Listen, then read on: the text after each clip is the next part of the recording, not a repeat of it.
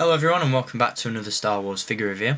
Next up for you today, I just want to give you a look at a couple of eBay purchases that I recently made.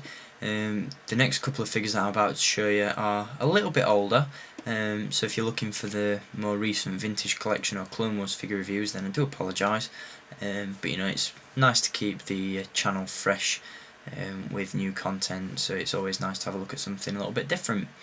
The items that I'm about to show you aren't too old. They were released as part of a Geonosis Arena Showdown 2-pack from 2010, and the figures that I want to give you a look at in this instance are everyone's favourite little droid team, R2-D2 and of course C-3PO.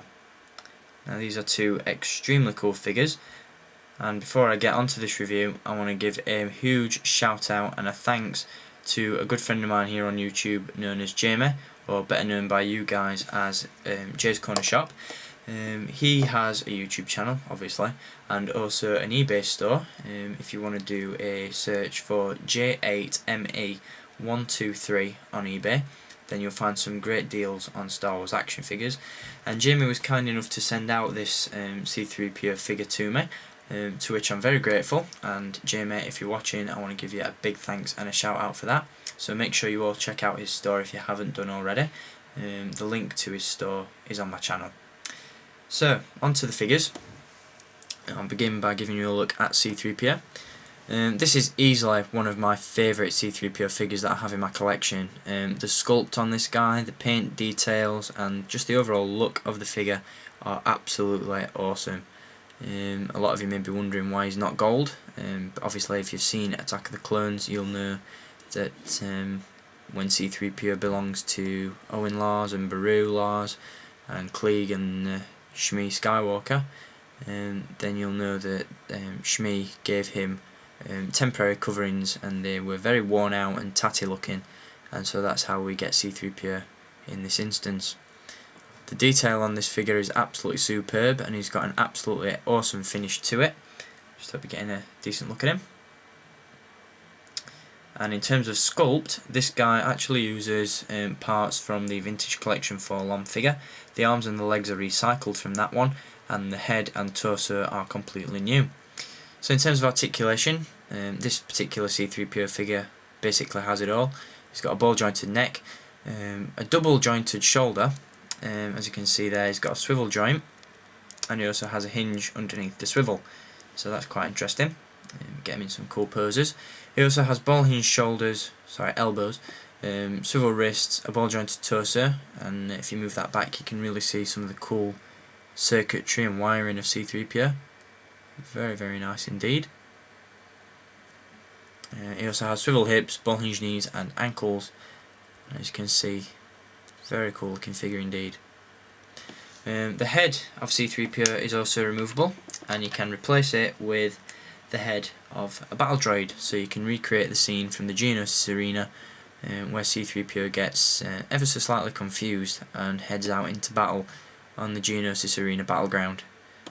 So that's quite an interesting figure and a very nice upgrade over the 2006 Saga Collection C-3PO with battle droid head, which I did review around 3 years ago now, so do check that out if you haven't already. And the final accessory that C-3PO comes with is obviously the battle droid blaster, which he will need if he's going to attack the Jedi. Although we all know that he's a very light-hearted soul and that's not his intention at all. But obviously he stumbles into the droid factory and ends up getting his head swapped, unfortunately. But there you go, very cool looking figure. Very, very nice indeed. I'll just show you 3PO with his normal head once again. He's quite beside himself. Sorry, I couldn't resist.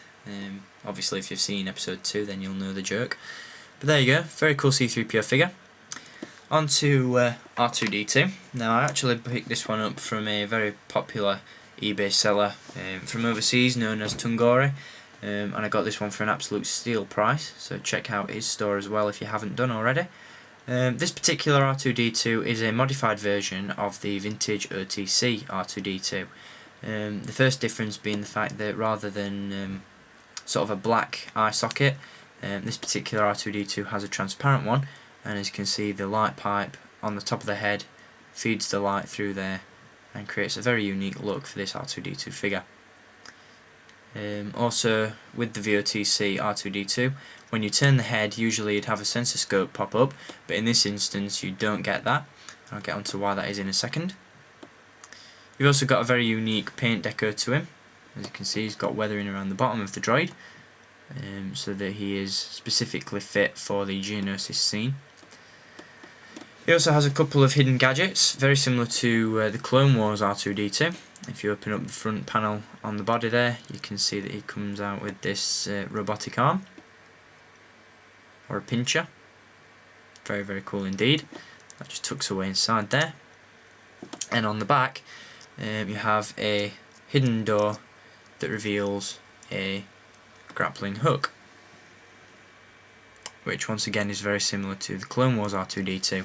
Now basically all you do to pull out the grappling hook is just, it's a very fiddly little accessory, this one, so you will have to bear with me while I get it out. I seem to have got it stuck. There we go, got it. You basically just pull the string out. As you can see, the grappling hook is attached to an extendable cord, so that comes out very nicely. And even cooler is the fact that Hasbro have actually sculpted and painted some of the inner details of R2's gadgets, which look very, very cool, and is something we didn't see on the Clone Wars R2-D2. So to retract the cable back inside R2's body, all you do, like with the Clone Wars droids, is just rotate the head, and gradually the cord will retract back inside R2's body, like that. Unfortunately, the hinge on the door isn't very strong, so it does tend to fall off quite a bit, but depending on how often you want to pose and get the gadgets out of this figure, then that shouldn't prove too much of a problem. But there it is. And like with most astromech droids, he does have articulation in the shoulders and the ankles, and the third leg is removable, and he has wheels on the bottom as well. So a very nice figure overall, definitely worth picking up if you're an astromech collector. I know it's another R2-D2, and you know, who hasn't got enough R2-D2 figures, but this one's just different enough to drive you mad and also warrant the purchase. Really pleased with the addition of the hidden gadgets. I think they look great. And also, one thing that I forgot to mention with the grappling hook on the back is that the hook can actually attach round the head of C-3PO, so you can recreate that scene when R2 drags 3PO's head along the Geonosis arena. So a very cool pair of figures. Once again, it is unfortunate that I don't have the packaging to show you with these guys, but a simple Google search will rectify that if you want to have a look at the packaging for these guys. So there you go, that's R2-D2 and C-3PO from the Geonosis Arena Showdown 2-pack. Once again, a massive thanks and a shout out goes to my mate Jamie, or Jay's Corner Shop, and once again you can check out his eBay store by clicking the link on my channel. So thanks everyone for watching this review, and I'll be back to show you one more of my eBay purchases later on today, so stay tuned for that. And as always, until next time, keep collecting, and may the Force be with you.